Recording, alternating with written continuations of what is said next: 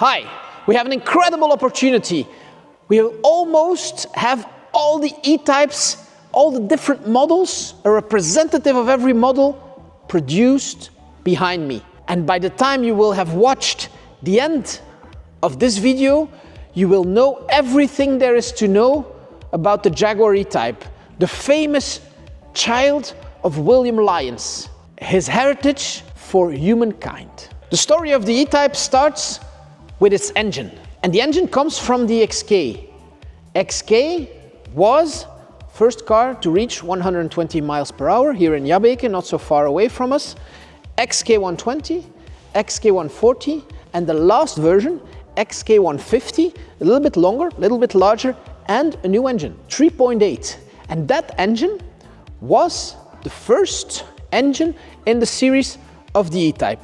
So let me present to you E-type first series. There is a flat floor that was a pre-model, but this is the first model that was sold in really big numbers. So how can you recognize it? There's no connection between the front bumpers. The headlights are covered with glass. You have a long nose that is a constant feature of the E-type. And if you lift the hood, you almost have half of the body with you.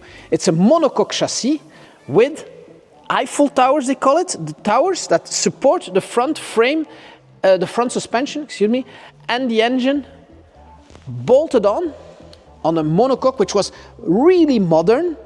And the designer, Mr. Sayer, Malcolm Sayer, was an engineer. Mr. Lyons, who was the owner of Jaguar, commissioned to do the E-type, and he was an airplane engineer.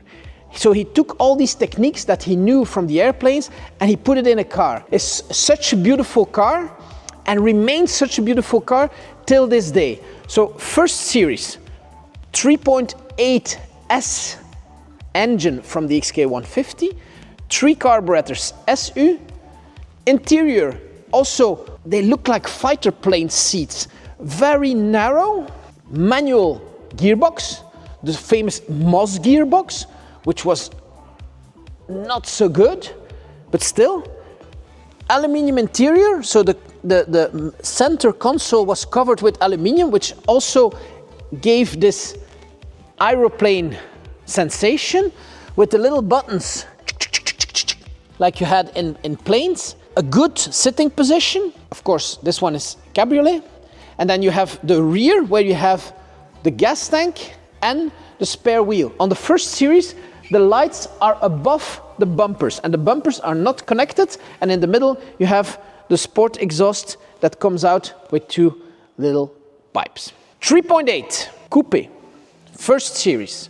So basically the same car as the convertible. Covered headlights, the small bumpers, wire wheels, big ones. Innovation in '61, 4 disc brakes, 4-speed manual. And this is a 2-seater. In the 3.8, you will only find the 2-seater. Typical of the 2-seater is a very beautiful roofline that goes down to the back, and you find the same rear as the cabriolet, but with a 3rd door. You can put a golf seat, a dog, whatever you want. This is a car to use. The first series was a car that was incredible at the time. It was like a spaceship, and you can see the elements from the engineering that was taken out of the aircraft industry. This car went 240 kilometers per hour, which was incredible speed. The monocoque chassis is really special because if you separate the hood, which is on 2 pivots in the front from the car, you already have half the body with you. And the engine is suspended on 2 towers that dates back to the famous D-type that was a competition car and a competition winner for Jaguar in the 50s. So basically they took everything they knew from their race cars and they put it in the E-type. In America, the project was called XK, like the XK120, 140 and 150. This was the XKE. Until today, that name is used. So if you see somewhere a Jaguar XK-E. That's this car. It's the same thing as in Europe. We call it the E-Type. The first series, the first car produced, was allegedly sold to Frank Sinatra, famous singer for the youngsters who don't know him. And a juicy story is that in '61, Jaguar wasn't ready for the Geneva show, and the test driver had to drive the car last minute from England to Geneva, and he arrived just in time. The car was priced at about £2,000, which was an incredible amount at the time, but only a small fraction of what Enzo Ferrari was asking for his cars. And he allegedly said that he considered the E-Type one of the most beautiful cars ever built. So a very modern car, 240 kilometers an hour, good seating position, reliable, well engineered, and a huge success because 15,000 first series were built and sold. And so even today, I wouldn't say they are common, but you can find them. A lot of them have been in accidents because they were over-engineered, overpowered. This was one of the most powerful cars of its time. And so this one was sold in Belgium new. We have the full history. It's red over black. Originally it was red over beige, but it retains the element of the first series. Covered headlights, wire wheels, Moss gearbox, 4-speed, and an incredible line. In 1964, the engine was changed. First series, but no longer 3.8, 4.2. Same ingredients, so covered headlights, same bumpers, same wheels, new engine, same carburetors, 3 times SU, new manual gearbox, still 4. On the whole series, we work with 4-speed manual and 3-speed automatic. Here we have the first series with the new engine, and let me tell you this, today, in 2025, we have E-Types around for decades, and now we know what is good and what is bad. The 4.2 was the strongest engine of them all, much better than the 3.8, which has a little bit more power, and much better than the later V12, but the 4.2 is the one to have. It was also declined in a lot of other cars, like the XJ6 and the bigger one, the DS. They all had this 4.2 engine. This was one of the best engines that Jaguar ever made. So still, the same car, seats change. No more bucket seats. There was a lot of complaints, I guess, that people couldn't fit in, because as the E-Type is monocoque, there's a very big structure here, and you have to step over it. And it's not a big deal if the car is open, but if you have a coupe or it's raining and your roof is on, you can't get in. 1968, all new car, same looks. 4.2 Series 2. Why is it a new series? New headlights, different bumper, look is the same. Under the hood we find the 4.2 that was really good in the first series, sometimes in Europe with SU carburetors, in the US, Stromberg. New interior, more space, different seats, a bit thicker, a bit luxurious, and the dashboard changes and it becomes all plastic buttons. The rear, also a different bumper. The rear lights go under the bumper this time.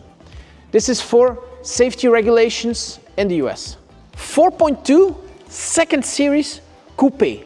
And here it becomes a little bit difficult because you have the 2+2 coupe, where the roofline is a little bit higher and it's considered less sexy, but the good thing is it becomes a 2+2.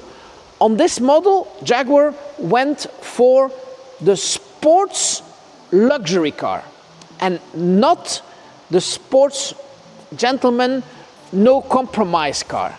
On this car, we find options like air conditioning, automatic gearbox. It still retains the original DNA from the E-Type. Big wire wheels, 4 disc brakes, but the lights are no longer covered. And this is due to safety regulations in the US, which remains the primary market. To drive, the 4.2 is absolutely the best. And for young drivers who are not used to stick shift, and frankly the Moss gearbox is a nightmare if you're not used to it, the automatic gearbox is the solution. 4.2 second series, 3 versions. 2+2, like this one, a lot of options, air conditioning, automatic gearbox. Wheelbase is a little bit longer than on the previous series, and also the air intake is a little bit larger to improve cooling. Bumpers are different, lights are different, so still like on the Cabriolet of course, which is called the Roadster, no covers here. 2+2 means that the roofline is different and there are 4 seats. And today, fast forward to 2025-26, this is the cheapest version. Everybody wants a Series 1 3.8 manual. This is 4.2, the best engine, automatic. It's good if you can't drive stick shift, but it's the cheapest version of the E-Type. And so today, with reasonable prices on the market, you can buy it quite cheap. And so people think they can personalize their car. The previous owner decided to engrave the rear windows with some artwork.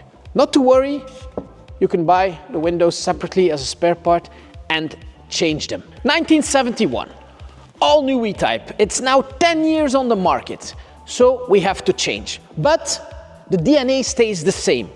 Front long hood, 2 bodies now, 2+2, which is a commercial success, and Roadster. And we go back to the bumperettes, a grille that is even filling a bigger air intake than before, but it's now with accents, chrome accents and the little lion. And this is typical for the 3rd series. No longer the covered headlights, of course, because they are prohibited. Little bumperettes here that sometimes, we will see this later on, become huge impact bumpers. A whole new interior with a lot of safety features. No more wooden steering wheels, but rubber. Smaller steering wheel, other seats with headrests, a lot of space in the back, 3rd door, and the big lights are under the bumper. And here you have no longer 2 exhausts, but as this is a V12 5.3, really big engine, there's a special part with 4 exhaust tips next to each other. Very typical, very beautiful, and one of the style elements. 3rd series V12, 3rd series, 1971.